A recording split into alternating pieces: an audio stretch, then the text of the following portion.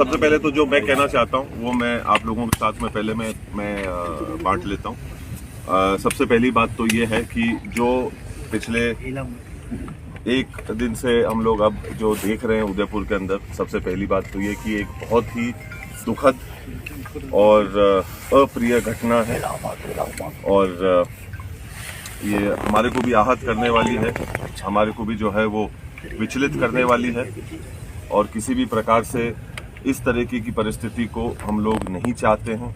ना हमारा कोई इस प्रकार का उद्देश्य है, ना हमारा इस प्रकार से कोई सोच है कि जो हालात बने हुए, कितने सैकड़ों लोग जो हैं इसकी वजह से, एक घमंड और गुरूर की वजह से जो है वो चूर हो रहे हैं और परेशान हो रहे हैं। जो बाहर से लोग आ रहे हैं, जो नाम उदयपुर का जो है वो खराब हो रहा है, इन चीज़ों को सड़कों के ऊपर आकर इस प्रकार से जो है इसका समाधान निकालने का ये कोई तरीका नहीं है। ये हम लोग किसी भी तरीके से इस चीज़ के सोच के साथ में ना समर्थन करते हैं, ना हम इस सोच को जो है वो जायज़ मानते हैं। दूसरी बात, कानून का जहां तक एक सवाल आता है, हम लोगों को कुछ चीज़ों को जज्बाती नहीं होकर सोचने की आवश्यकता है।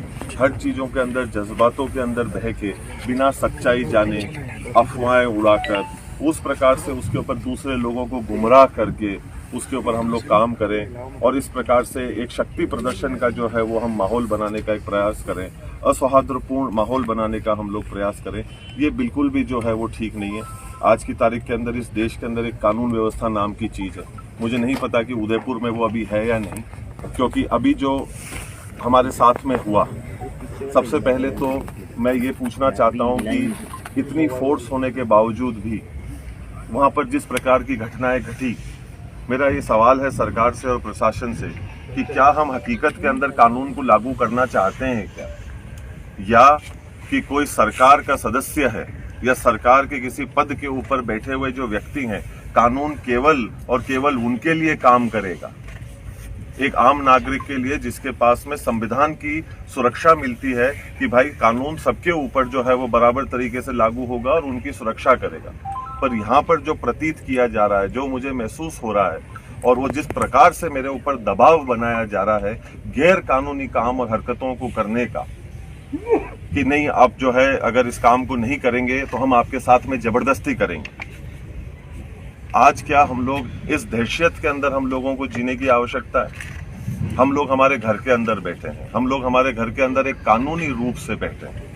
अगर किसी को भी कोई भी किसी भी प्रकार की आपत्ति हो तो वो कानून के दरवाजे, अदालत के दरवाजे कानून के माध्यम से जो है वो खटखटा सकता है, उनसे जाकर जो है वो सवाल पूछ सकता है। पर यहाँ जिस प्रकार से जो चीज़ हमने कल देखी और जिस प्रकार से पुलिस ने कुछ चीज़ों की खुली छूट दी, मतलब वो वाकई में एक निंदनीय और बहुत ही दुखदायी परिस्थिति थी। ये परिस्थिति मुझे सन 84 की याद दिलाती है, जिस प्रकार का माहौल जो है वो सन 84 के अंदर जो है वो बनाया गया था, उसी का एक रूप को कल देने का जो है एक प्रयास किया गया।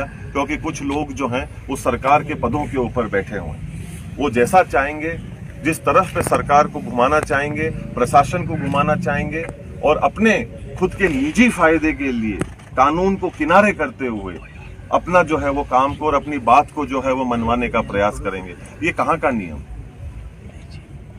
ये देश, हमारे को पूरा विश्वास है कि कानून पे चलता है, एक व्यवस्था पे चलता है।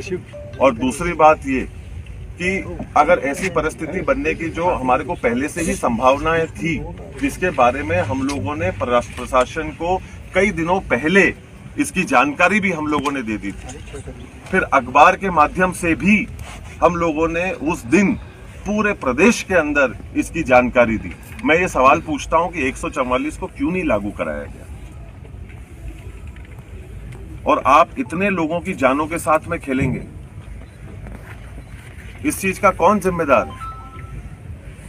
क्योंकि सरकार के कुछ लोग पदों के ऊपर बैठे हुए हैं तो अपने पदों का वो दुरुपयोग करते हुए प्रशासन के ऊपर दबाव बनवाकर, गैर कानूनी हरकतों को जो है करवाकर एक आदमी के ऊपर जो है उस चीज का दबाव बनवाएंगे कि हम आपके घरों के अंदर जबरदस्ती घुसेंगे। संस्था के अपने खुद के भी कोई कानून होते हैं। इस प्रदेश, इस देश के अंदर भी एक संविधान है, एक कानून है, उसके ऊपर हम में से कोई भी नहीं है। और उसके अंदर हम लोग जज्बाती कर दें, लोगों को गुमराह करने का काम करें पूजा के माध्यम से, ये ठीक नहीं है। और अगर ऐसी कोई बात है तो उसको बैठकर करी जा सकती है, गुंडागर्दी के माध्यम से ये चीज नहीं हो सकती है। आप किसी के घर के अंदर आप प्रवेश करना चाहते हैं, मैं आप में से किसी के भी घर के अंदर अगर प्रवेश करना चाहूं तो मैं आपको बिना बताए, बिना कहे, मेरी निजी आस्था को क्या आपके घर के अंदर मैं पूरा कर सकता हूं? क्या मेरे पास में ये अधिकार है? क्या मैं आपके घर के अंदर जाना चाहता हूं और मेरे निजी अधिकार, मेरी जो निजी आस्था है, पर वो मैं आपके घर में पूरा करना चाहता हूं, और इसके बारे में ना मैं आपको बताऊंगा, ना मैं आपसे पूछूंगा, ना मैं आपको इसके चीज के बारे में बताना उचित समझूंगा। अब ये गुंडागर्दी हमको जो है वो सहन करनी पड़ेगी, और कानून और प्रशासन इस सोच की जो है वो मदद करेगा। तो कहीं ना कहीं हम लोगों को ये दर्दनाक हादसे और घटनाएं, मेरे पिताश्री ने, मेरे बहनों ने इसको 40 साल पहले इन चीजों का सामना करा हुआ है। वो लोग मरते मरते बचे हैं इन चीजों को लेकर। ऐसी ही परिस्थिति जो है वो उस समय पे भी बनवाई गई थी, और आज भी उसी सोच के अंतर्गत यहाँ पर प्रवेश करने का एक गलत मंसूबे के साथ में प्रयास किया जा रहा है, जिसका प्रशासन और लोग यहाँ पे उसका सहयोग कर रहे हैं। और हम लोग अभी कानून के भरोसे बैठे हुए हैं, जो मैं अभी ढूंढ रहा हूँ कि कहाँ है, और वो हम लोगों की एक आम नागरिक होने के नाते मदद करेगा। लाखों लोग जो है वो परेशान हो रहे हैं। ये कहाँ तक जायज है कि बच्चों की, महिलाओं की, बड़ों की, बुजुर्गों की जान को जो है वो खतरे में डाला जाएगा? लोग किसी के घर के ऊपर चढ़ने लग जाएंगे। वो अगर अंदर आते तो उसका हश्र क्या होता? उसकी जिम्मेदारी कौन लेता? किसी की जान का नुकसान होता तो उसके लिए जिम्मेदार कौन होता?